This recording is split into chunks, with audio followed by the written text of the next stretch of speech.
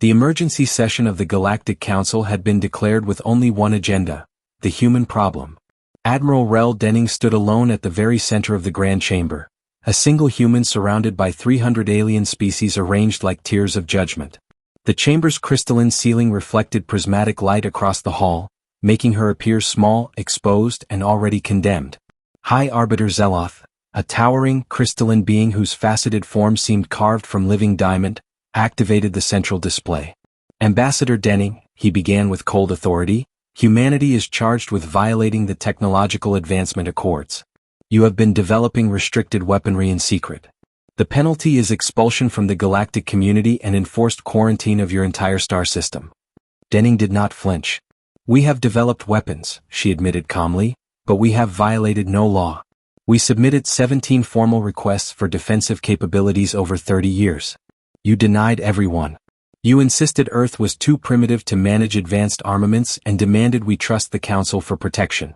Councillor Piran, her feathers raised in fury, screeched, "Protection we have provided. Earth has not faced danger since joining the Alliance." Denning's reply was quiet, controlled, devastating. You protected us from threats you were aware of. 3 incursions into our system occurred over the last decade, none detected by your surveillance. We eliminated all 3, alone, because you barred us from defending ourselves. Shouting erupted. Accusations. Denial. Outrage. Alien voices overlapped in a storm of indignation. Meanwhile, on Earth, Colonel Ezekiel Rains watched the broadcast with clenched fists. He turned to General Siobhan Corgan and muttered, "They will sanction us. Deploy fleets. 60,000 ships versus our 700, that's suicide." Corgan shook her head.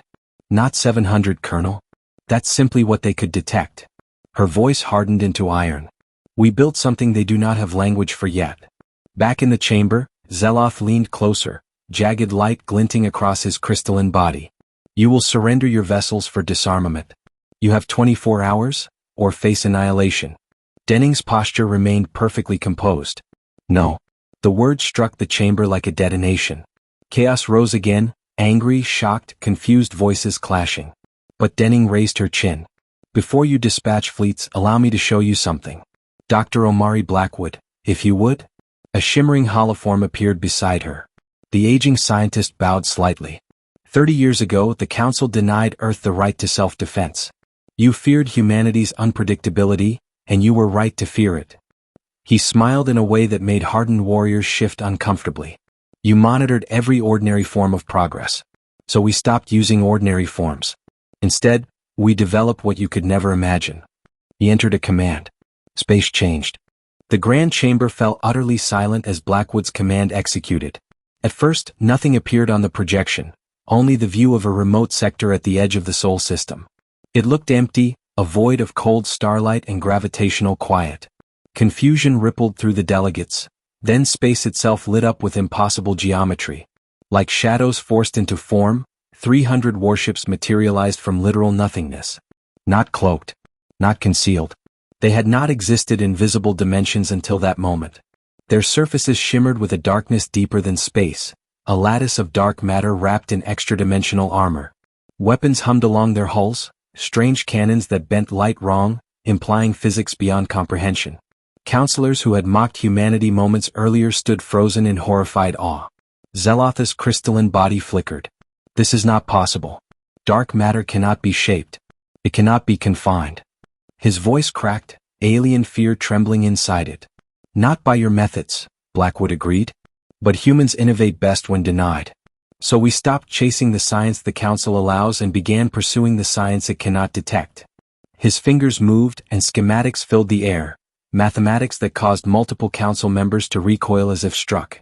Equations representing interdimensional curvature manipulation, negative mass anchor fields, and quantum phase slipstream drives scrolled by in dizzying complexity. These vessels do not exist fully in your space, Blackwood continued.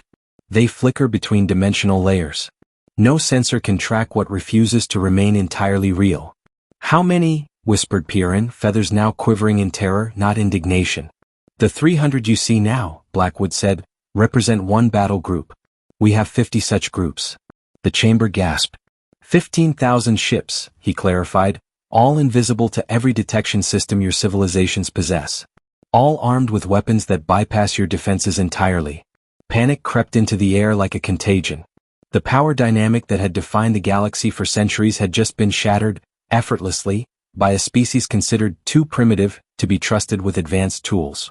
Admiral Denning stepped forward again, reclaiming their attention with steady calm. Let us be clear, our hand was forced.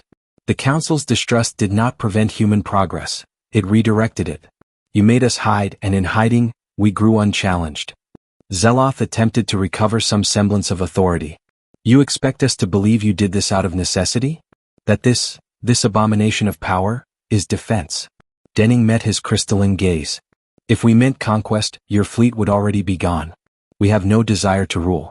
Only to ensure we are never again expected to beg for our own survival. The room trembled, not from physical force but from the unmistakable realization. Humanity had evolved into a superpower right under their noses. And now every species present knew. A hidden giant had awakened. The weight of silence crushed the chamber. 300 species confronted not just a fleet, but the terrifying realization that humanity had lied successfully for 30 years right under the Council's supervision. Transparency shattered. Assumptions crumbled. Fear became law. Zeloth, the ever-confident arbiter, now stood rigid, fracture lines of stress flickering across his crystalline frame. Humanity, you must surrender these vessels for inspection. They are a destabilizing threat to every civilization present.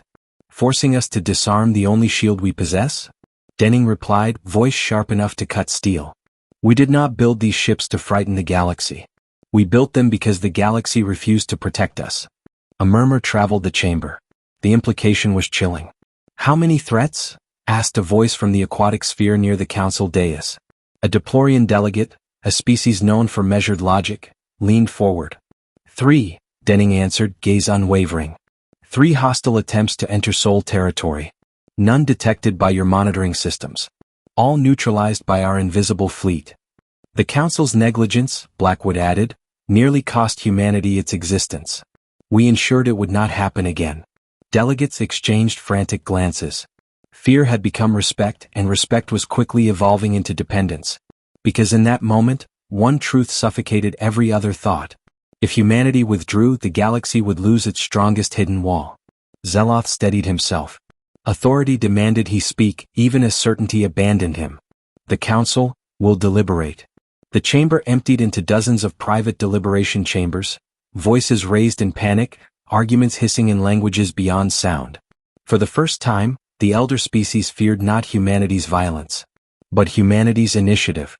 On Earth, Colonel Rains paced before the tactical screens in the darkened command hub. They have 60,000 ships. If they choose war. General Corgan cut him off. Numbers are meaningless when the enemy can't be seen. Let the Council worry about what we are capable of. Our job is to ensure they never have to find out the hard way. 15,000 ships, and that was merely what they revealed. The true number? Classified even from most humans. Because Earth had learned a principle older than civilization. Never show all of your claws at once. 3 hours later, the Council reconvened. The delegates filed and subdued, predators humbled by prey they failed to understand. Zeloth spoke, voice tired and brittle.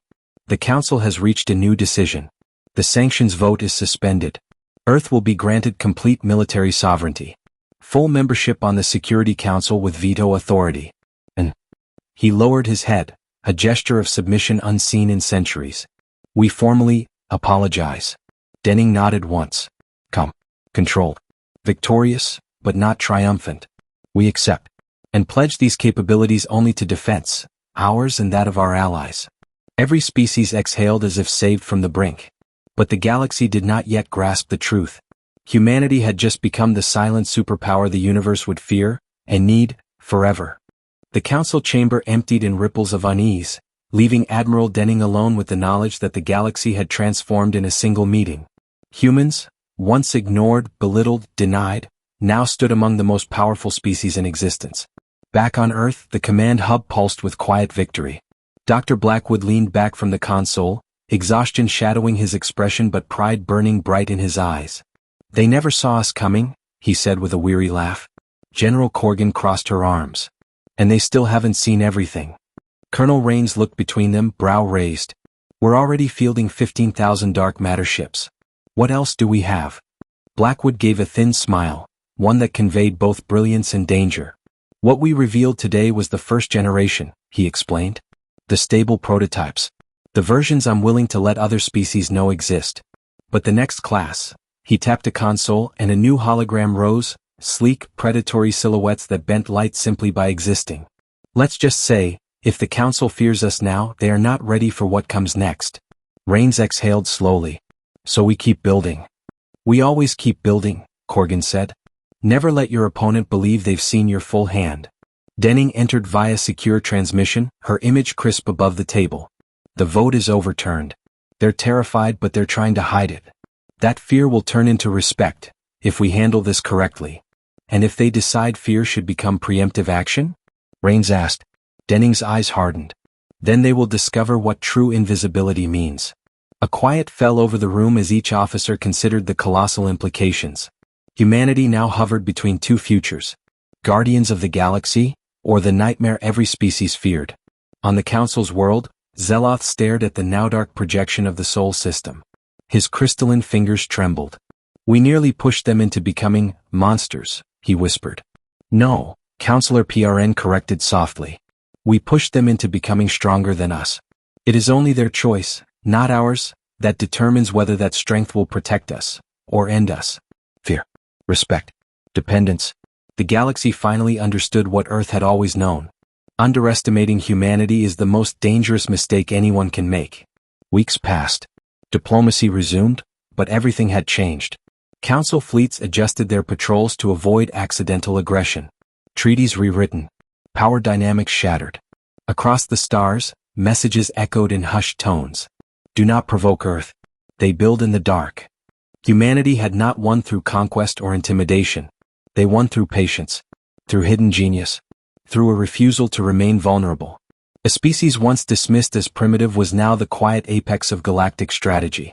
And buried deep beneath the lunar surface, in sealed hangars where not even Earth's allies were allowed to look, the next 50,000 dark ships waited. Silent. Invisible. Ready. Because as long as threats existed in the universe, humans would never let the light shine on everything they built in the dark.